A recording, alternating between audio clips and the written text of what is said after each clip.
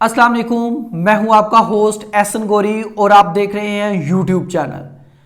नाज़रीन, पाकिस्तानी अवाम सरापा एहतजाज है और सड़कों पर है। जहां महंगाई ने गरीब अवाम की कमर तोड़ दी है तो वहां पाकिस्तानी अवाम बेबस और लाचार है, खुदकशियां कर रही है और एहतजाज पर मजबूर है। और ये जो एहतजाज है इसको कोई सियासी जमात जो है वो लीड नहीं कर रही, बल्कि लोग अपनी मुसीबत को सर पे उठाए एहतजाज कर रहे हैं। नाज़रीन, पाकिस्तान में आटा महंगा, चीनी महंगी, पेट्रोल महंगा और अब बिजली के बिलों के होशरबा अजाफे ने लोगों को ना सिर्फ सड़कों पर आने पर मजबूर किया, बल्कि लोग खुदकशियां करने पर मजबूर हो गए। लोगों के घरों के चूल्हे ठंडे पड़ गए हैं, गरीब से उनके जीने का हक भी छीन लिया गया है। लोग आखिर जाएं तो कहां जाएं? लोग अपनी फरियाद लेकर किसके पास जाएं?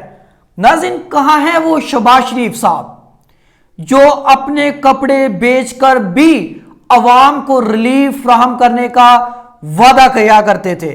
कहां है मुसद्दिक मलिक और खुर्रम दस्तगीर और इसहाक डार साहब जो अपनी हुकूमत के कसीदे पढ़ते हुए नहीं थकते थे? इस तरह जिस तरह इन्होंने हुकूमत में आने के लिए एक पीडीएम का पूरा धड़ा बनाने तक अवाम को बाकायदा तौर पर कहा जाता था कि हम जैसे ही बरसरे इक्तदार आएंगे हम बाकायदा तौर पर अवामी नुमाइंदे के तौर पर काम करेंगे, महंगाई को नीचे करेंगे, लोगों के लिए आसानियां पैदा करेंगे, लोगों के लिए रोजगार के मौके फराहम करेंगे, गरीब अवाम की आवाज बनेंगे। नाजरीन, ये सिर्फ और सिर्फ वादे और बातों तक ही महदूद थी। इसी तरह इन्होंने अब इलेक्शन में भी लोगों को इसी तरह के सब्ज बाग दिखाए जाएंगे, इसी तरह लोगों को कहा जाएगा कि नवाज शरीफ साहब आगे हैं, अब आपकी बाकायदा तौर पर जो परेशानियां हैं उनका तदारुक किया जाएगा। नवाज शरीफ साहब बहुत बड़ा एक प्लान लेके आए हैं, जिस तरह महंगाई को कम किया जाएगा, जिस तरह उनकी बेटी जो है आज मरियम नवाज साहिबा जो है अपने वुमेन्स विंग से जब खिताब कर रही थी तो वो कह रही थी कि इमरान खान को इक्तदार में लाए जाने का जो असल फायदा है वो उन कुव्वतों को हुआ है जो महंगाई को परवान चढ़ाना चाहते थे। अगर आप चाहते थे कि महंगाई को कम किया जाए तो कभी भी नवाज शरीफ को इक्तदार के ईवानों से बाहर ना निकालते। यानी आप कह रहे हैं कि जिस मेरे चचा जैसे ही इक्तदार में आए तो महंगाई हो गई।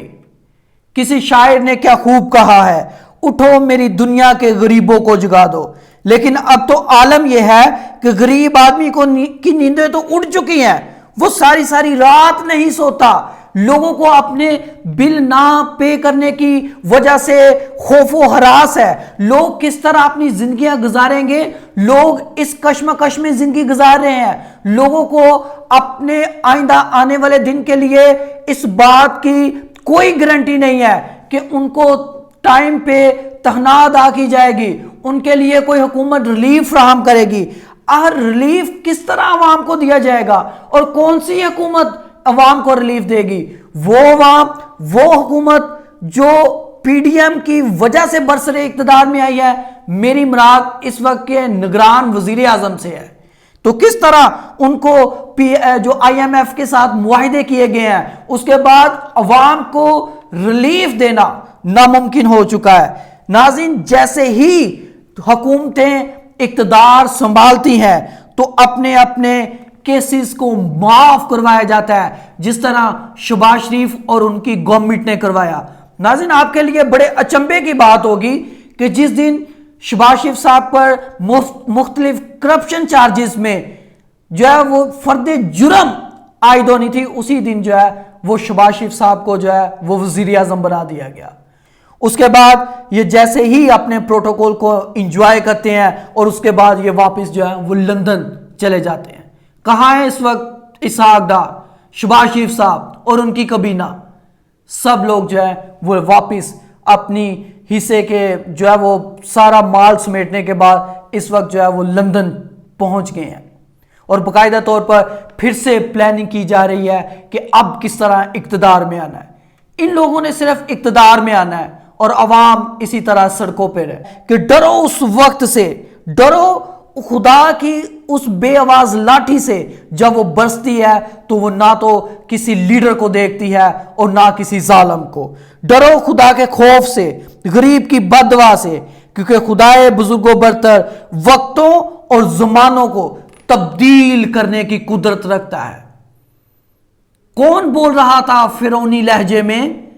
کس کو برسرے اقتدار کا جو ہے وہ بڑا گھمنڈ تھا, اور اس وقت وہ سارے لیڈران, وہ سارے جو ہے ظالم حکمران زمین بوس ہو چکے ہیں جو اسی طرح عوام پر ظلم و ستم ڈھاتے تھے. آج ان کا کوئی نام بھی نہیں لیتا.